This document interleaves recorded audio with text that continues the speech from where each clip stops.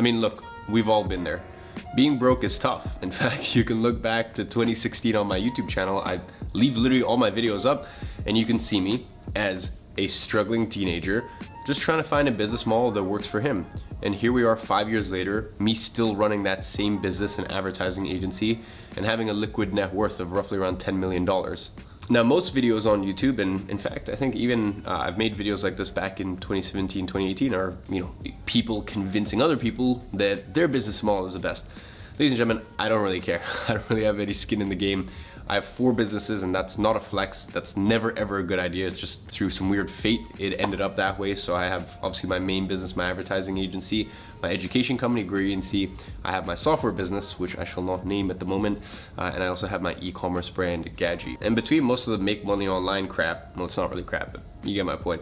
Between most of all the make money online noise that you hear out there, those 4 businesses cover most bases in terms of what people are thinking of starting or what people think will make them rich. So I'm just gonna give you a very unbiased opinion. As I said, I have experience in a lot of these different business models, so I'll just tell you what it's like. So in this video, we're gonna go over 7 different business models / money-making ideas that people most commonly look at, and I'll be telling you which one is actually the best to start if you have $0. Now let's get some businesses out of the way immediately, which you should avoid at all costs if you are starting with 0 or very little money. And the first of those is real estate. Ladies and gentlemen, real estate is not a broke man's game. Do not believe all this crap about no money down deals, this. Ladies and gentlemen, you need to understand this, especially in the current climate. You're no longer competing against Steve and Sophie, who want to be first-time home buyers. You're competing against banks. You're competing against banks and institutions that are literally just buying up all streets. I mean, the real estate market, if you're a veteran investor, is very difficult right now.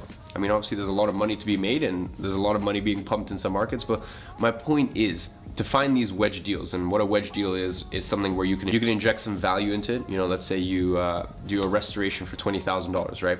And that $20,000 will bring you more of a yield. Or in fact, maybe you might even change the structural integrity of a property because, as I said, maybe that adds more bedrooms or bathrooms and that brings up the value. Whatever it may be, you need to understand that those deals are impossible to find anymore, right? Because you have investors out there with unlimited amounts of money. And real estate was not a good idea for people starting out in 2016. But it's even worse now because, as I said, you've got these investors that don't care. They don't even need to make money. They just want to protect and preserve their money as a hedge against inflation. So really the only way to make money in real estate and in property when you don't have any money to start off with is something known as deal packaging, right? So that's where you go out, you find deals for these investors and they give you a cut of it or you take a one-time fee. But that's not, you're not a real estate investor. Like, that's not you in real estate. You're just a service provider, which we'll get back to in a later portion of this video. So real estate, stay the hell away from it when you're first getting started and you've got no money.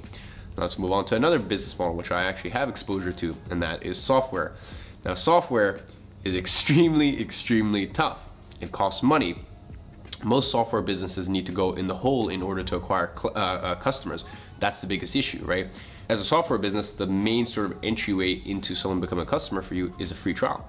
And the issue is, most of the times, these free trials, not only is there running costs for the free trials, but then you also have to pay to acquire a customer, even if it's just a free trial. So, you've got big companies like Infusionsoft and Salesforce that, are a couple $100s down the hole before they even make money on a customer, right? Now for average folk like you and I who, haven't had an injection of $80 million, that's not really feasible, right? And I had software opportunities thrown to me for years and years and years, and I've always said no up until a year and a half ago. My software company, a lot of money and time has gone into it, and it's the only business that I actually have a business partner with, because it's very complicated. And I'll tell you, for every one piece of software that's actually useful and the market wants, there's 20 other softwares that people created thinking that there was a need or a desire for it, and there simply wasn't. So software, if you're just getting started, stay the hell away. The next sort of money-making opportunity is cryptocurrency. Where do I get started? Now look, I am the biggest fan of cryptocurrency, right? It's very well known. I mean, I've added an extra $500,000 a month to my income every single month of this year because of cryptocurrency. Even with the recent crash, I mean, prior to that, it was almost double that.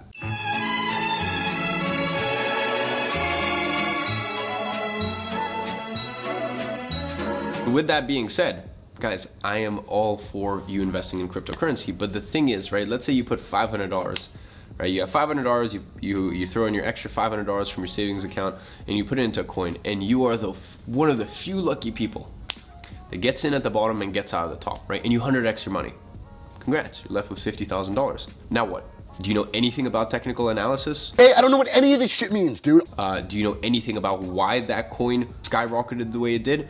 Do you know anything about, like, what's your next investment? Where are you putting your money in next, right? Now you've got $50,000, but there's no consistent cash flow or income coming in, right? So at some point you're gonna have to start living off of that 50,000 to feed your lifestyle. But every time you live off of it, then you're taking from your investment portfolio, which if you think about the future opportunity cost, doesn't make sense. So look, the issue is if you hit it lucky, and as I said, very, very few people hit it lucky or strike it lucky with cryptocurrency. And I mean that from a trading perspective. As an investor, put your money into cryptocurrency, there's no chance you're gonna lose money, right? As an investor, you know, when it comes to cryptocurrencies, the investors win. It's not the traders, unless you're elite level, right? And this is all you do. Talking about crypto, bro. Oh, okay. And you get 3 hours sleep a night, because I mean, you know, the crypto market never sleeps. So as I said, the thing is, if you strike a lucky with cryptocurrency, you know, great, you know, good on you. But then you're kind of in that same issue as a lottery winner, where you may have you know, some money, but you're never getting any more, right? You don't have a skill set to earn more money. So just remember, your business or even a high income career, you know, it's funny over the last 5 years, it's become like kind of like fashionable to shit on having a job. I actually think for most people having a job makes sense, especially well, not having a traditional job, that sucks, and you know, that'll you'll sell your soul to the devil doing that. But if you can join a fast growth company, or a company where, you know, you have performance bonuses, etc., etc. I mean, if you have a high income career and then you can go ahead and you can funnel that money into investments, for example, like cryptocurrencies, you can get rich from your business and then you can stay rich from your investments. So as I said, those three right there, software, real estate, and cryptocurrencies are ones to stay away if you have $500 in your savings account. I mean, even less than $5,000 in your savings account, you're really not gonna get far with those three sort of income models. The next sort of bracket I wanna talk about are businesses that are doable, but they're just very tough. And you know, at the end of the day, there is no such thing as a get rich quick scheme. You have the same chance to have what I have. Don't sell yourself short. Right? But what there are models where it's just easier, and that's the truth of it, right? And look, at the end of the day, I know for a fact, I do not work any harder than my mom did when she was working minimum wage for the NHS, which, and for those of you guys who don't live in London, that's the public healthcare service. You know, she was a receptionist at one of the hospitals. I know for a fact, I mean, I saw that woman come home after a 12-hour workday, just pure exhaustion on her face. So you need to look at that, or you need to look at someone who's working in a lumber yard and wonder, these people are working so hard, but they're not getting compensated for it. And that's because you need the right track in life. So the next three models I'm gonna show you definitely work, right? And you know, maybe even try them for yourself. And I've done, yeah, all three of these actually. So I have exposure to all three of these. But as I said, they're just harder models. These are like get rich harder models, right? There is no such thing as a get rich quick, but there are get rich easier models, right? And we'll talk about that at the end. So the first one is e-commerce. And ladies and gentlemen, back in 2016, back in 2017, you could find a winning product. You could throw it up online. You could send some traffic to it, you know, Facebook ads. You know, there was no quality score. You know, if you had some product, you'd still be able to advertise on Facebook. But unfortunately, it's 2021, and if you have a crappy product and you advertise on Facebook, you will get penalized. Your CPMs will skyrocket. This is basically a way of Facebook punishing you for not having a good enough product, because what Facebook will do is they'll track the people who purchase, and then they'll you know, basically get some feedback on your business. And if you're not a good business, you know, maybe like a business that takes 21 days to deliver, drop shipping, then you know, they're not going to treat you too favorably. And let's be honest, these advertising platforms are how these businesses get traffic. So look, if I was recording this video in 2016 or 2017, you know, it might be a different story, because as I said, e-commerce and especially dropshipping was honestly a viable model for beginners. The thing is, now if you want to get into e-commerce, you actually need a branded product. You need supply chains, you need a good manufacturer, you need distribution channels, and you know, I think most people forget is you need really good customer support. All of that, and then also remember the margins. Look, guys, I know you see these big numbers online. People are like, oh, I did $1 million this month for my dropshipping store. Ooh, almost 100K. So E-com gains, that's what you call it. Ask the person, how much did you spend?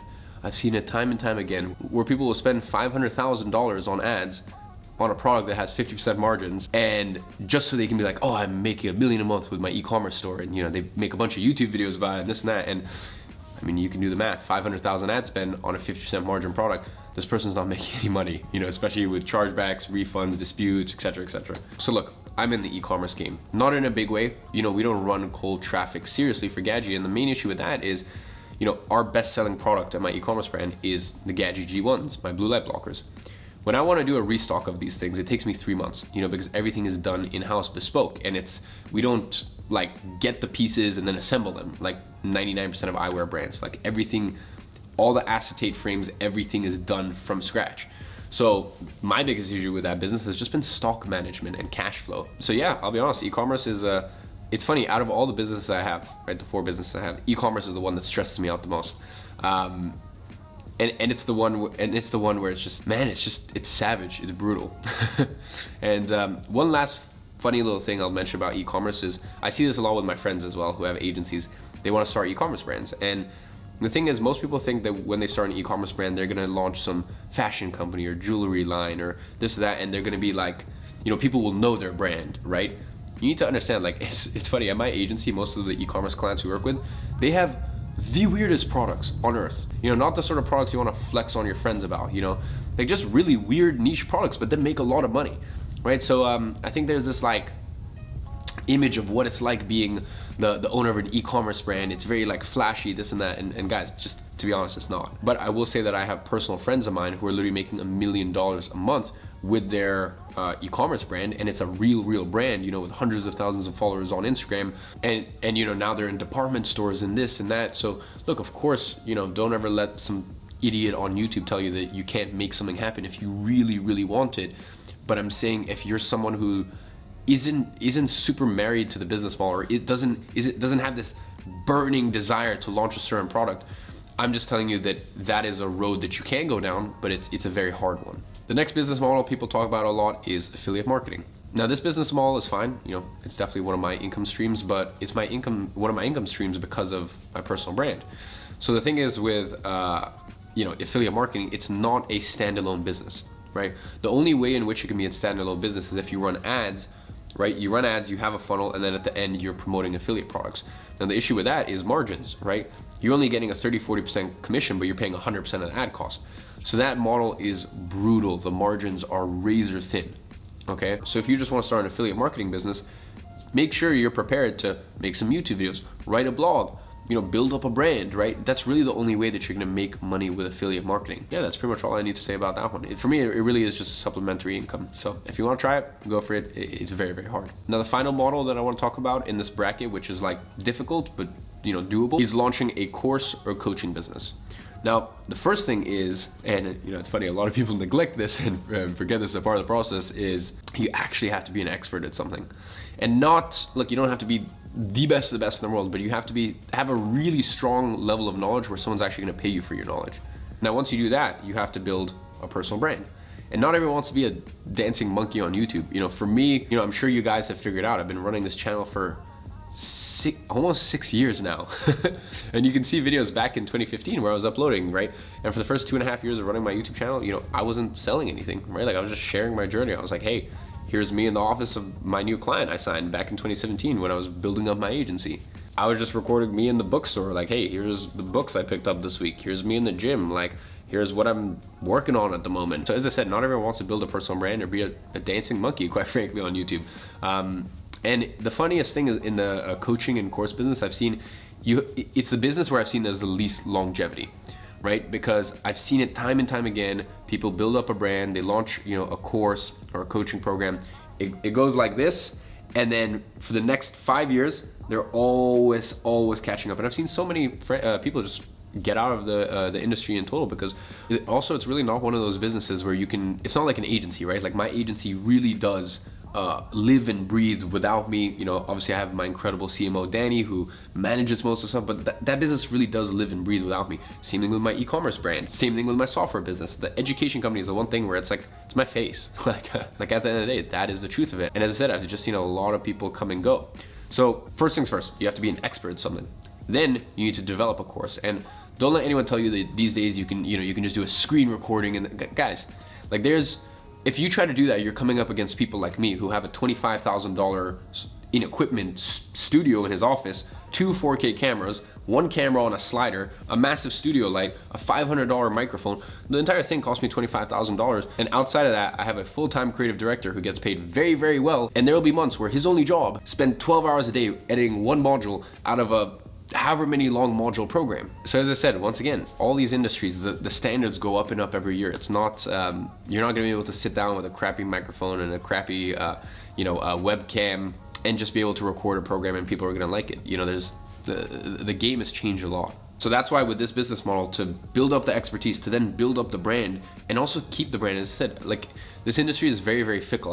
I've personally never seen anyone last more than 2 or 3 years without people getting bored of them, right? As in like still they're exciting to the industry and they're still on top and they keep their top spot. Because as I said, this industry is so fickle. People are always looking for the next thing. Oh, what's the next tactic or trick or this or that? It's funny, in my position with Grow Your Agency, every year we work twice as hard just to get the same result as we did the year prior. It's a brutal industry. Definitely doable, and if you're an expert at something, you might want to share that knowledge. But just don't think it's a very passive business, because it's not. And just don't think it's a business with a lot of longevity, because it's not. And just don't get into thinking that, oh, I'll launch a course and I'll make crazy amounts of money, because as I said, look, the market, there's so much competition. The market is very fickle, and yeah, also the standards just keep going up and up every single year.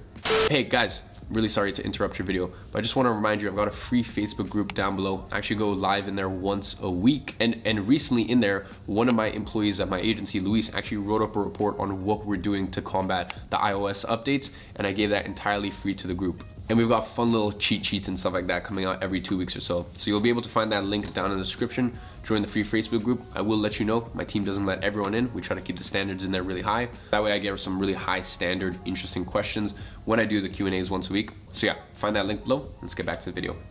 So ladies and gentlemen, let's get into the best business model to start if you have no money or you have very little money.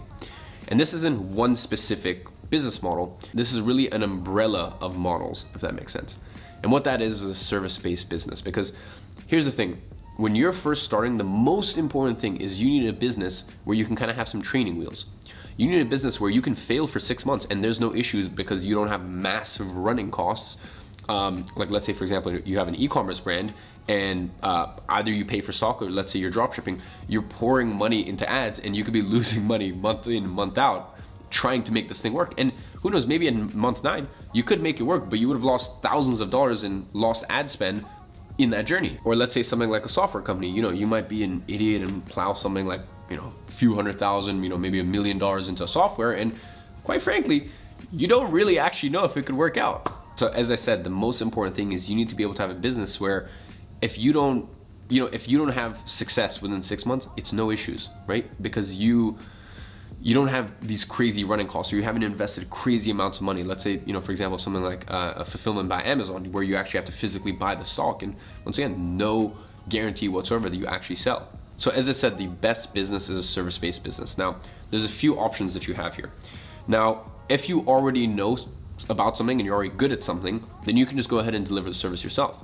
Or you can use something that I basically kind of brought to people's attention in 2018, and I started talking about a law, which is contractor arbitrage, right? You need to understand, what are these big agencies doing? They're hiring employees, right? They're getting massive retainers from clients, and they're paying their employees a fraction of it, right? And especially with the global economy that we have right now, you've got these clients in the US, who $2,500 a month for email marketing or $2,500 a month for Facebook ads is nothing, right? Guys, I run multiple businesses. I can tell you, you need to understand, as a business owner, when I can business expense something, I don't even really look at the price, right? Because for me, this is just the operational cost of running a business. And you need to understand that most cafes, just a cute little cafe in the corner, you don't realize that their expenses per month just to run the damn thing is $50,000 to $100,000. So as I said, you've got this contractor arbitrage situation where you got these businesses that are willing to pay $2,500 a month, $1,500 a month, sometimes even $10,000 a month. And you've seen examples on my YouTube channel where I've literally posted end-to-end process of signing delivering results for clients, and in the first month taking a $12,000 billable, and the following months were much higher than that. But also bear in mind, that is not normal and that's not standard, right? For your average person, you might be signing a $1,500 a month retainer or a $2,500 a month retainer. And if you use contractor arbitrage, you've got these people in Serbia, in Brazil, in Morocco, where $800 a month, especially if they're earning it in dollars, is incredible money for them. Right? Like I know the global market of marketers, advertisers, this, that, better than anyone else on earth. And $1,500 gets you someone full-time, if whether that be email marketing, for SEO, for graphic design, for web design, for advertising, gets you someone full-time in one of these countries that are so grateful because they've just had a massive pay increase and they're working with a foreign country and they don't need to travel to work and this and that. So as I said, you have the option of either using contractor arbitrage or you can deliver the services yourself. What are some examples of services you can deliver? Personal training. Ladies and gents, there are personal trainers, and a lot of them, they make over $100,000 a year, right? Profit, right, from their business. And you've got people who run these super complex businesses that take, that have literally $1 million a year in revenue, but only take home $80,000. And it's just like, you almost wonder why. So personal trainer, videographer, that's how I started my creative agency, IAG Media, back in 2016, which then turned into my advertising agency. We morphed since then. I just picked up a camera and I learned how to use it, and I started getting one-off gigs and stuff like that. And then I started having clients ask me, hey, can you do this, but then also manage our social media monthly? And that's how my agency started. When I started, I wasn't like, oh, I'm starting a social media marketing agency. For me, it was just this really organic thing. And as I said, you can look back at 2016, 2017 and watch that entire process in front of your eyes. Another example that we even talked about in this video is deal packaging, right? Finding deals for real estate investors and then selling it to them for $5,000, for $10,000, whatever the deal structure is. And by the way, there's a lot of people making $100,000, $200,000 a month doing that. And ladies and gentlemen, basically service-based businesses are what I did to get to where I was. When I was 15, I used to personal train my friends' parents. I used to read the book that level 3 PTs get. I think it's like NCAS or something like that. I would message people on Instagram that have personal trainer in their bio, and I would literally ask them for the PDF of it. And I would study that, it'd be like 200, 300 pages. I'd print it out, highlight everything. And then I would sell my friends' parents on personal training services. And I would, even at my gym, I would be speaking to people and trying to sell them on personal trainer services and this and that. And that was me when I was 15, 16. And then as I said, that led me into learning about photography, videography, and then that led me into having a creative agency. And then that creative agency is now where we are today, 5 years later. IAG Media, which works with some of the most ridiculous education and e-commerce brands on earth. So really, a service-based business is how this whole thing happened. It's why I'm sitting here today. And it is the business that you need to focus on if you're first getting started, because it's the one that allows you to have training wheels. You can fail for 6 months and it's fine because there's no crazy running costs. You can not get a client for a year and it's fine. I'll get Tristan to post up on the screen here. I actually did a student interview on my second channel, eMan Gadget Extended, I think like a year back, with one of my students, Josh Sparks. And this is my favorite student interview ever. And by the way, I've had student interviews where my students doing $100,000 a month profit, $120,000 a month profit. And those aren't my favorite student interviews. My favorite student interview, as I said, was Josh Sparks, because for 18 months, day in, day out, he tried to get a client.